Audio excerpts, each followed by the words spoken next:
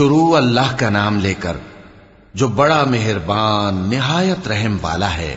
جو چیزیں آسمانوں میں ہیں اور جو چیزیں زمین میں ہیں سب اللہ کی تسبیح کرتی ہیں، اور وہ غالب ہے، حکمت والا ہے۔ وہی تو ہے جس نے کفار اہل کتاب کو پہلی لشکر کشی پر ہی ان کے گھروں سے نکال دیا۔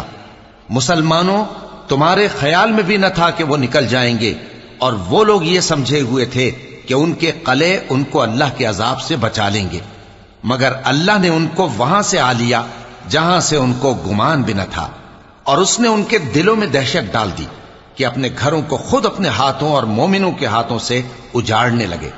تو اے بصیرت کی آنکھیں رکھنے والو، عبرت حاصل کرو۔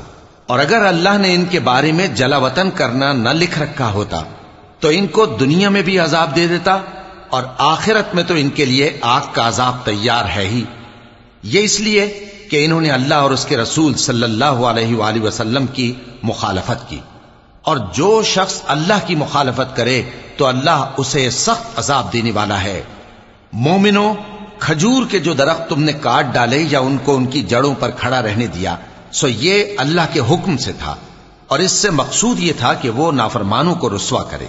اور اے مسلمانوں، جو مال اللہ نے اپنے پیغمبر کو ان لوگوں سے جنگ کے بغیر دلوایا ہے اس میں تمہارا کچھ حق نہیں، کیونکہ اس کے لیے نہ تم نے گھوڑے دوڑائے نہ اونٹ، لیکن اللہ اپنے پیغمبروں کو جن پر چاہتا ہے غالب کر دیتا ہے، اور اللہ ہر چیز پر قادر ہے۔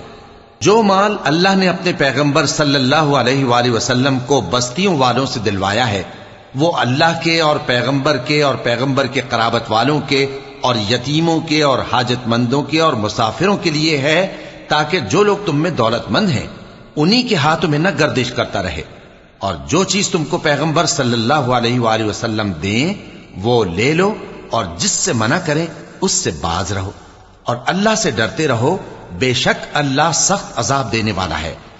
اور ان ضرورت مند مہاجروں کے لیے بھی جو اپنے گھروں اور مالوں سے خارج اور جدا کر دیے گئے ہیں، جو اللہ کے فضل اور اس کی خوشنودی کے طلبگار اور اللہ اور اس کے پیغمبر کے مددگار ہیں، یہی لوگ سچے ہیں۔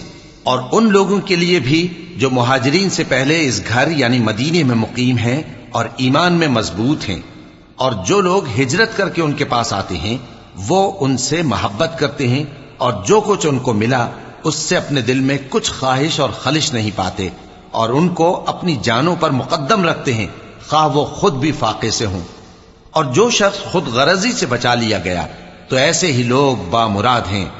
اور ان کے لیے بھی جو ان مہاجرین کے بعد آئے اور دعا کرتے ہیں کہ اے پروردگار ہمارے اور ہمارے بھائیوں کے جو ہم سے پہلے ایمان لائے ہیں گناہ معاف فرما، اور مومنوں کی طرف سے ہمارے دل میں کینہ و حسد نہ پیدا ہونے دے، اے ہمارے پروردگار تو بڑا شفقت کرنے والا ہے، مہربان ہے۔ کیا تم نے ان منافقوں کو نہیں دیکھا جو اپنے کافر بھائیوں سے جو اہل کتاب ہیں کہا کرتے ہیں کہ اگر تم جلا وطن کیے گئے تو ہم بھی تمہارے ساتھ نکل چلیں گے اور تمہارے بارے میں کبھی کسی کا کہا نہ مانیں گے، اور اگر تم سے جنگ ہوئی تو تمہاری ہی مدد کریں گے، مگر اللہ ظاہر کیے دیتا ہے کہ یہ جھوٹے ہیں۔ اگر وہ نکالے گئے تو یہ ان کے ساتھ نہیں نکلیں گے، اور اگر ان سے جنگ ہوئی تو یہ ان کی مدد نہیں کریں گے، اور اگر مدد کریں گے بھی تو پیٹ پھیر کر بھاگ جائیں گے، پھر ان کو کہیں سے بھی مدد نہ ملے گی۔ مسلمانوں، تمہاری ہیبت ان لوگوں کے دلوں میں اللہ سے بھی بڑھ کر ہے، یہ اس لیے کہ یہ سمجھ نہیں رکھتے۔ یہ سب جمع ہو کر بھی تم سے نہیں لڑ سکیں گے، مگر بستیوں کے قلعوں میں پناہ لے کر یا دیواروں کی اوٹ سے۔ ان کے آپس میں بھی بڑی لڑائی رہتی ہے، تم خیال کرتے ہو کہ یہ اکٹھے ہیں، حالانکہ ان کے دل پھٹے ہوئے ہیں۔ یہ اس لیے کہ یہ بے عقل لوگ ہیں۔ ان کا حال ان لوگوں کا سا ہے جو ان سے کچھ ہی پیشتر اپنے کرتوت کی سزا کا مزہ چکھ چکے ہیں، اور ان کے لیے دکھ دینے والا عذاب تیار ہے۔ منافقوں کی مثال شیطان کی سی ہے کہ انسان سے کہتا رہا کہ کافر ہو جا، پھر جب وہ کافر ہو گیا تو کہنے لگا کہ مجھے تجھ سے کچھ سروکار نہیں، مجھ کو تو اللہ رب العالمین سے ڈر لگتا ہے۔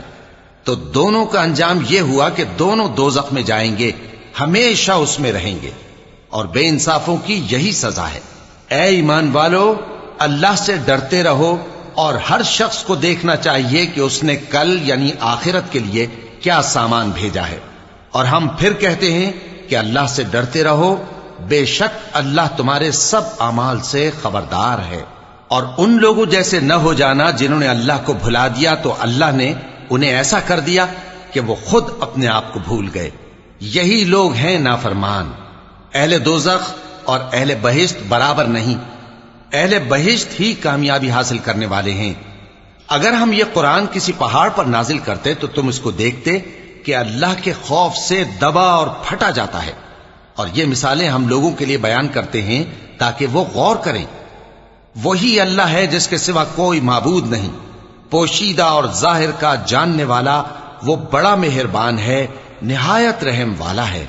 وہی اللہ ہے جس کے سوا کوئی عبادت کے لائق نہیں، بادشاہ حقیقی، ہر عیب سے پاک، سلامتی دینے والا، امن دینے والا، نگہبان، غالب، زبردست، بڑائی والا۔